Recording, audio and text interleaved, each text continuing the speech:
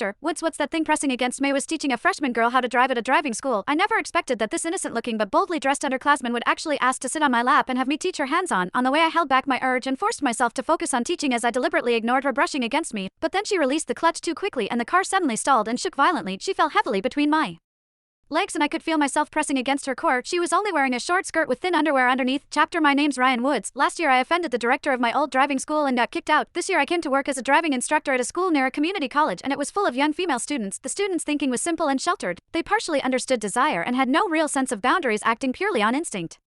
They would dress provocatively and flaunt their bodies. Because of that I ended up seeing plenty I probably shouldn't have, but remembering how I was fired for offending my boss before, I treasured this job and forced myself to stay professional when teaching my students even when I felt tempted to do otherwise. Still, physical contact was sometimes unavoidable. Most of them were around 20, right in the age when emotions ran high. Some of them had never dated in high school and had never been close with a man before, so they were especially sensitive, especially that girl from the dance department who had just started her first year of college. Her figure had developed perfectly with curves all in the right places, and even the way she walked drew attention. She seemed to particularly enjoy being close to me, always requesting that I tutor her one-on-one. Sometimes she would press her chest against my arm, and sometimes she would brush her fair perfect legs against my pants.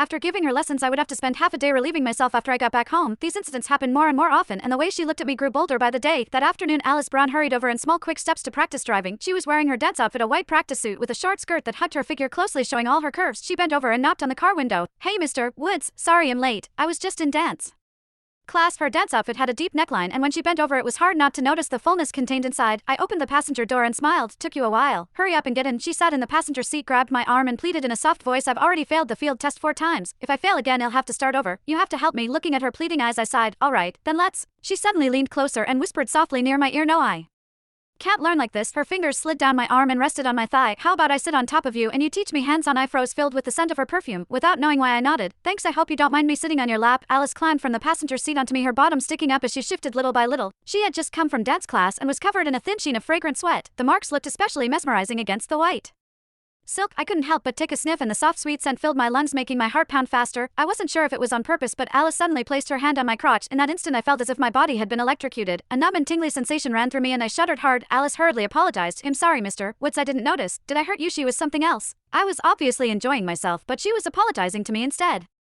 I waved my hand and smiled. "It's fine. Sit properly. I'll teach you step by step." Alice adjusted her position and sat on my lap again. She had great aim. She landed right on my manhood. She was only wearing a short skirt with thin white stockings underneath. When she sat down I could feel my crotch rubbing against her core, and it seemed to suck me in. To make it worse, Alice shifted slightly to get comfortable. The pleasure from the friction immediately gave me a reaction, and my hardness pressed against her. She felt something unusual and moved slightly, asking, "Mr. Woods, what's that hard thing pressing against me?" Chapter: After being asked such a direct question I didn't know what to say for a moment. I replied randomly, "It's just a tumor on my thigh. Just bear with it and focus